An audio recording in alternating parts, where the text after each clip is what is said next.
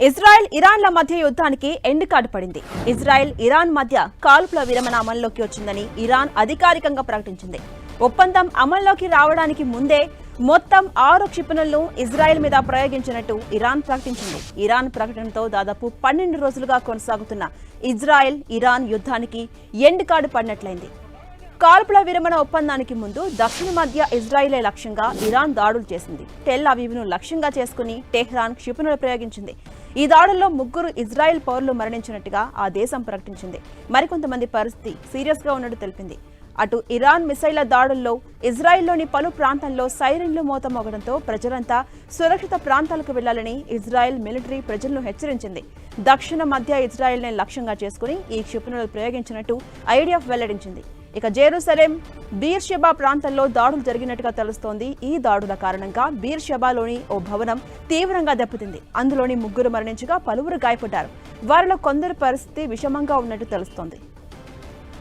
అటు Iran 6 క్షిపణులను ప్రయోగించినట్టుగా IDF ప్రకటించింది. అటు కొన్ని గంటలకు ముందే ఇజ్రాయెల్ ఇరాన్లు కాల్పుల విరమణ ఒప్పందానికి వచ్చాయని అమెరికా అధ్యక్షుడు ట్రంప్ ప్రకటించారు. మరికొన్ని గంటల్లోనే కాల్పుల విరమణ జరగబోతుందని ఆయన చెప్పుకొచ్చారు. 24 గంటల తర్వాత యుద్ధం అధికారికంగా ముగిసినట్టు ఉంటుందని ప్రకటించబోతున్నారు. ఈ నేపథ్యంలో ట్రంప్ 2 దేశాలను అభినందించారు.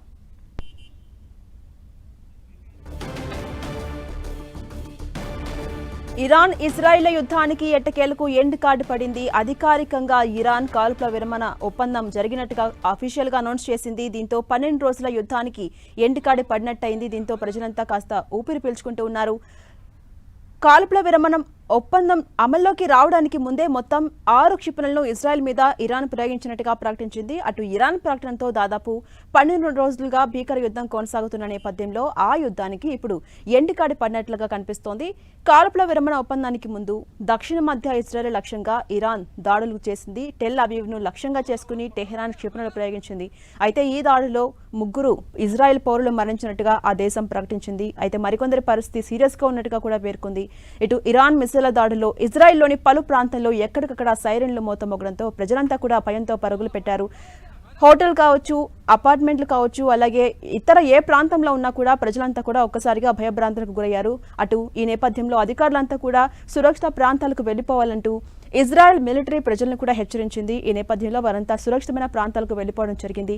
అయితే దక్షిణ మధ్య ఇజ్రాయెల్ని లక్ష్యంగా చేసుకుని ఈ క్షిపణులు ప్రయోగించినట్టుగా ఐడిఎఫ్ వెల్లడించింది. జెరూసలేం కావచ్చు, బీర్షెబా ప్రాంతాల్లో ఈ దాడులు జరిగినట్టుగా కూడా మనకు తెలుస్తోంది. ఈ దాడుల కారణంగా బీర్షెబాలో చూసుకుంటే ఒక భవనం తీవ్రంగా దెబ్బతింది. అయితే ఆ భవనంలో ఉన్నటువంటి 3 మరణించగా పలువురు గాయపడ్డట్టుగా తెలుస్తోంది. వారిలో కూడా కొందరి పరిస్థితి సీరియస్ గా ఉన్నట్టుగా తెలుస్తోంది. ఇరాన్ మొత్తం 6 క్షిపణులను ప్రయోగించినట్టుగా ఐడిఎఫ్ ప్రకటించింది. అటు కొన్ని గంటలకు ముందే ఇజ్రాయెల్ ఇరాన్లు కాల్పుల విరమణ ఒప్పందానికి వచ్చాయని అమెరికా అధ్యక్షుడు ట్రంప్ స్వయంగా ప్రకటించారు. ఇదే అంశంపై మరింత సమాచారం మా ప్రతినిధి గోపి అందిస్తారు. గోపి, మనం చూస్తున్నాం ఇరాన్ ఇజ్రాయెల్ యుద్ధం 12 రోజులుగా కొనసాగుతూనే ఉంది. అయితే ఇవాళ సీజ్ ఫైర్ అమల్లోకి వచ్చిన నేపథ్యంలో దానికి ఎండ్ కార్డు పడినట్లయింది. ఎలా చూడొచ్చు? ఓవరాల్ గా అప్డేట్స్ ఏంటి?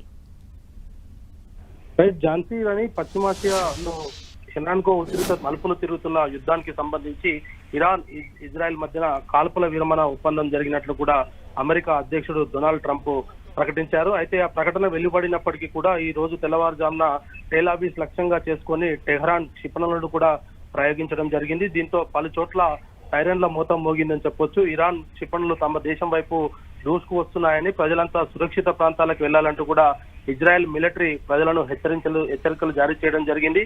దక్షిణ మధ్య ఇజ్రాయెల్ను లక్ష్యంగా చేసుకుని ఈ క్షిపణులను ప్రయోగించినట్లు ఐడిఎఫ్ కూడా వెల్లడించడం జరిగింది. జెరూసలేం బీర్షెబా ప్రాంతంలో దాడులు జరిగినట్లు కూడా తెలుస్తుంది. ఈ దాడుల్లో దాదాపు అంటే ఒక భవనం పూర్తిగా దెబ్బతిన్నది. అందులో 3 మృతి చెందగా పలువురు కూడా గాయపడ్డట్టుగా తెలుస్తుంది. అయితే వారిలో కొంతమంది పరిస్థితి కూడా విషమంగా ఉన్నట్టు తెలుస్తుంది. అయితే ఇప్పటి వరకు ఇరాన్ 6 క్షిపణులను ప్రయోగించినట్టు కూడా ఐడిఎఫ్ వెల్లడించడం జరిగింది. టెహ్రాన్ కాలమాన ప్రకారం ఈ రోజు తెల్లవారుజామున 4 గంటల ప్రాంతంలో ఈ క్షిపణులను ప్రయోగించింది. అంతకు ముందే ట్రంప్ ఈ కాల్పుల విరమణకు సంబంధించి ప్రకటన చేయడం, ఇరాన్ విదేశాంగ మంత్రి కూడా దీనికి స్పందిస్తూ తాము ఎలాంటి ఒప్పందం చేసుకోలేదంటూ కూడా ఆయన ట్విట్టర్ ఖాతా వేదికగా తెలియజేయడం జరిగింది. అయితే తెల్లవారుజామున 4 గంటల లోపే టెల్ అవీవ్ లో దాడులు ఆపితేనే తాము కూడా ఈ దాడులను ఆపుతామంటూ కూడా ఆయన తన ట్విట్టర్ వేదికగా చెప్పడం జరిగింది. అయితే ఈ పోస్ట్ చేసిన కొన్ని గంటలకే ఇరాన్ మళ్ళీ దాడులు చేయడం కూడా జరిగింది. అయితే అటు ఇజ్రాయెల్ కూడా ప్రతి దాడులు చేస్తున్నట్టుగా కూడా